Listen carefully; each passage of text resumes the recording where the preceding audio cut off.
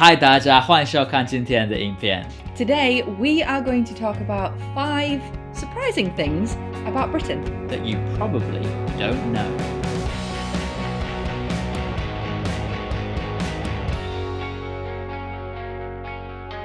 Okay, so surprising thing number 1. Did you know that in Scotland there is a wild animal called a haggis? You might have heard that the Scottish eat a dish called haggis. Which is true. Yes, but it's not actually made of the wild haggis. No. It used to be, and that's one of the reasons they're so close to extinction now, is Scottish people used to hunt them. It was a delicacy in Scotland. But now there's so few that the dish haggis has been replaced being made with a sheep's stomach, usually, isn't it? Yeah. So the female and male of the species have a surprising feature. The males tend to have slightly longer right legs than left legs, and the females have slightly longer left legs than right legs. And this means that the males always go round the mountains clockwise in Scotland, and the females always go round the mountains counterclockwise. So because they don't really have many opportunities for breeding, it's one of the reasons that you don't really hear much about them. Surprising fact number 2.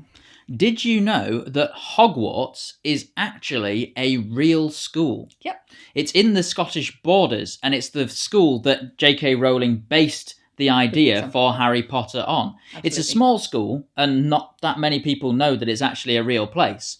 But it is actually a school in a castle. So one of the reasons you may not have heard of it is because it's an exclusive private school, much like Eton or Harrow, if you've heard of either of those. Yeah. It's not a university or a college, it's a school. It's a boarding school, yeah. And the fees are super expensive, so only a really small number of people actually get to go there.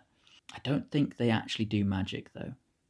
No, I don't think so. Or ride broomsticks. But that would be really cool. Interesting fact number 3.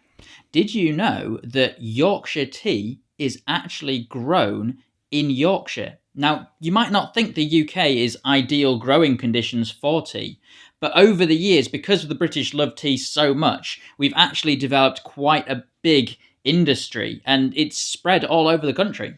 So in the county across from ours, so we come from Yorkshire, in the county across is Lancashire, and they also have their own tea. The two counties compete on lots of things, and the latest thing is competitive tea brewing. So each county brings their own best selection of tea, and it is brewed, it is taste tested, obviously not by people from either Yorkshire or Lancashire, because it has to be fair. Yeah. And then a winner each year is announced. So, and of course, every year so far, every single year, it has been Yorkshire. Lancashire just can't compete with us.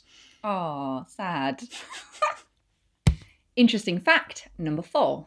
Now, you might have heard that the British are fairly obsessed with queuing. Oh, we love a queue. Queue outside is now several miles long. The average wait is now around 8 hours. About 12 hours. 14. 20 hours. 22 hours. 24-hour wait. Ruth is proudly number what in the queue? 200. But did you know that the UK hosts the International Queuing Convention, where people meet up from all over the world and discuss the latest developments in queuing etiquette? So every year, people in the UK are striving to queue as well as they possibly can and to be as little inconvenience to others as possible while queuing. But what's lovely about the convention is they purposefully put things into the queue to upset people so they can establish what is the appropriate way to behave. How do we deal with this nuisance? How do you deal with this noise? And it is fascinating to watch. They haven't started televising it yet, but it is online, so you can watch in real time all the developments that happen. Interesting fact number 5, our last one. I know, and I think the most impressive. We've left the best to last. Yeah. Absolutely. So you've probably heard of British fish and chips. Who hasn't? We're famous for our fish and chips. People love fish and chips in this country. Everyone loves fish and chips. But did you know that the earliest known artwork from Great Britain is actually of a plate of fish and chips? So this artwork can be viewed in the Tate and is considered one, if not the greatest piece of art to ever be produced in Britain.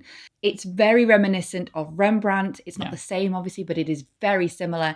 People have studied this. People go to university to study this single piece of art. Yeah. I mean, nobody knows who painted it because it's so early. But a lot of people do refer to the artist as the British Rembrandt. Absolutely. Or sometimes even the Rembrandt of the fish and chips. But I think really that almost doesn't do it justice. Not when the painting itself, we know, because it's been carbon dated, is much earlier than Rembrandt. So if anything, then Rembrandt really should be the Dutch fish and chip man. Absolutely. And one thing that surprises a lot of people is obviously the British are known to be quite repressed in our feelings and emotions. Aren't we? But I think there was a statistic saying, I think it was either 75 or 80% of British people openly weep upon seeing the painting. It does make us incredibly emotional. Bonus fact. We do actually have one more fact for you. And this one is really surprising too. And it's that you might have heard of April Fool's Day. And it's something that they do in America all the time where they make up stories about all these fake and ridiculous things. But in Britain, obviously being the sort of people that we are, We don't go in for that. we only tell the truth. So we don't have April Fool's Day. Much like Halloween, an American thing. Yeah. We don't. We just don't do it. No.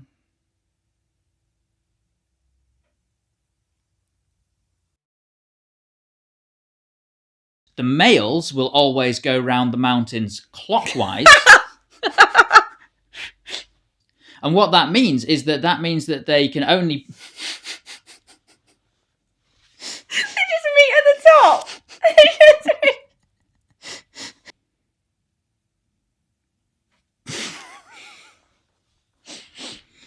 But a lot of people do refer to the artist as the British Rembrandt. Absolutely. Or the Rembrandt of the fish and chips.